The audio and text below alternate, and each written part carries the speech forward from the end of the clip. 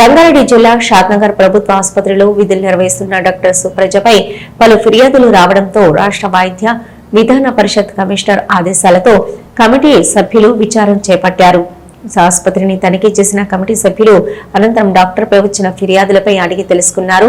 ఈ నెల 17న RTC bus దిగుతూ కిందపడి గాయాలతో ఆసుపత్రికి వచ్చిన మహిళకు చికిత్స అందించకుండా మొబైల్ చూస్తూ నిర్లక్ష్యంగా వ్యవహరించడంతో ఆ మహిళ అపస్మారక స్థితిలోకి వెళ్లిందని, దీంతో వెంటనే మెరుగైన చికిత్స కోసం హైదరాబాద్ లోని ప్రైవేట్ ఆసుపత్రికి తరలించారు. అక్కడ తలకు తగిలిన గాయంకు ఆపరేషన్ చేయడంతో ప్రాణాపాయం నుంచి బయటపడింది.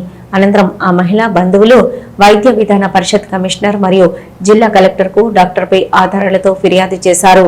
నేడు విచారణ చేసిన కమిటీ తమ నివేదికను కమిషనర్ కు అందజేస్తామని తెలిపారు. అదే ఇప్పుడు మేము డాక్టర్ అయితే మాట్లాడతాము. మేము మామూలుగా కనుక్కున్నది ఇక్కడ సుప్రీం డాక్టర్ మాట్లాడుతున్నాము, ఇంకా డాక్టర్తో అయితే మాట్లాడలేదు. డాక్టర్ ఇవ్వాల్సిన ట్రీట్మెంట్ అయితే ఇచ్చి అండ్ హైయర్ అంటే టీచింగ్ హాస్పిటల్స్ కి హైయర్ రెఫరల్ సెంటర్స్ అంట అక్కడికి రెఫర్ చేసింది అని చెప్పింది సుప్రీం గారు. ఇక్కడ కాలేదు అనేది కాదు అని మేము సుప్రీం గారికి తను అది చెప్పింది. ఇంకా మేము డాక్టర్తో మాట్లాడలేదు.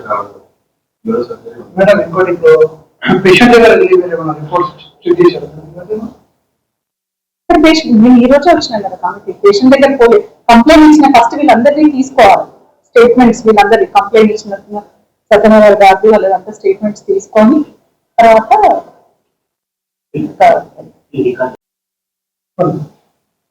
నేను డాక్టర్ అనురాగిని రెడ్డి అండి, ఇక్కడ రంగారెడ్డి డిస్ట్రిక్ట్ కి ఇన్ఛార్జ్ DCHS. అయితే మా కమిషనర్ సార్ మాకు ఫోన్ చేసి ఇక్కడ షాద్నగర్ లో 17th రోజు ఒక పేషెంట్ వచ్చింది హెడ్ ఇంజురీ తోటి అని. సో తనకి సరిగ్గా ట్రీట్మెంట్ అవ్వలేదు అని చెప్పేసి కంప్లైంట్ వచ్చింది. ఆ బేసిస్ మీద కంప్లైంట్ వచ్చిందని మాకు సార్ కి కంప్లైంట్ వచ్చిందని మాకు ఫోన్ చేసి సార్ ఇక్కడ ఎంక్వైరీకి వెళ్ళమని చెప్పారు. సో నేను ఒక కమిటీ ఫామ్ చేసి నేను డాక్టర్ చంద్రకృష్ణ దాని కలిసి మేము ముగ్గురం ఒక కమిటీ ఫామ్ అయ్యి ఇక్కడ నిజ నిజాలు వాస్తవాలు తెలుసుకుందామని చెప్పేసి ఇక్కడికి ఈ రోజు రావడం జరిగింది. అట్లనే కంప్లైంట్ ఇచ్చిండ్రు సత్యనారాయణ గారు వాళ్ళు అండ్ డాక్టర్ సుప్రజ. సో ఇద్దరు కూడా పిలిపించినాము. అండ్ ఆ రోజు డ్యూటీలో ఎవరైతే ఉన్నారో స్టాఫ్ నర్సులు, MNOలు, సెక్యూరిటీ అందరినీ రమ్మన్నాం. అందరినీ పిలిచి ఈ రోజు వాళ్ళ స్టేట్మెంట్స్ కూడా అందరినీ తీసుకొని మేము మా రిపోర్ట్ గవర్నమెంట్ కి ఇస్తాం. దాన్ని బట్టి వాళ్ళు డెసిషన్ తీసుకుంటారు. అట్లా ప్రొసీజర్ అనేది అట్లా క్లియర్ అండి. మేడం డ్యూటీలో ఉన్నది అనే చెప్తున్నారు, డ్యూటీలో లేదని ఏం చెప్పట్లేదు. సో కొంచెం రామనే చూడలేదు అని అంటే దానికి శ్రీనివాస్ రెడ్డి సార్కి ఫోన్ చేస్తే ఆమెలో కొంచెం ర్యాష్ గా మాట్లాడింది అండ్ కొంచెం ట్రీట్మెంట్ డిలే చేసింది, వెళ్ళిపోండి అన్నట్టు మాట్లాడింది అని అంటున్నారు. అది ఇద్దరు రెండు దిక్కుల నుంచి మేము మాట్లాడి చెప్పాలి కదా.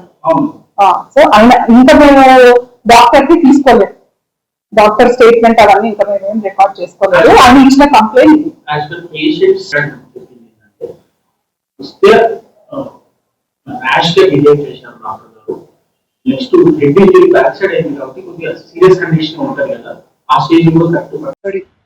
ఈ నెల 17వ తేదీన మా సిస్టరు విలేజ్కి వెళ్ళి అక్కడ నుంచి షాద్నగర్ వస్తున్న క్రమంలో ఆర్టీసీ బస్సు డ్రైవర్ నిర్లక్ష్యము ఓవర్ స్పీడ్ వల్ల కింద పడి తలకు దెబ్బ తగలడం జరిగింది. ఆ తర్వాత షాద్నగర్ ప్రభుత్వ ఆసుపత్రికి తీసుకొచ్చాము. ఇక్కడికి తీసుకొచ్చాక ఆమె 2 times ఇక్కడ వామిటింగ్స్ చేసుకోవడం జరిగింది. అప్పటికి ఇక్కడ డ్యూటీలో ఉన్న డాక్టర్ గారిని వెళ్ళి నేనే స్వయంగా కలిసి విషయం చెప్పాను.